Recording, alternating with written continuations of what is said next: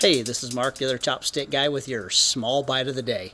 Hey, I don't want to offend anybody, but man, I have been a deer hunter for about 25 years, and we have a saying in our deer camp, and that is never pass up a deer on day one that you would be willing to shoot the last day of the season. So the idea is, you're not out there trophy hunting, you're hunting. I've been thinking about this a lot, as far as with photography. When you get asked to do a photography job, I hear a lot of people, tell me that, oh, I only got paid X amount of dollars to shoot this family portrait. I don't have to do, the full job that I would normally do. Let me tell you what.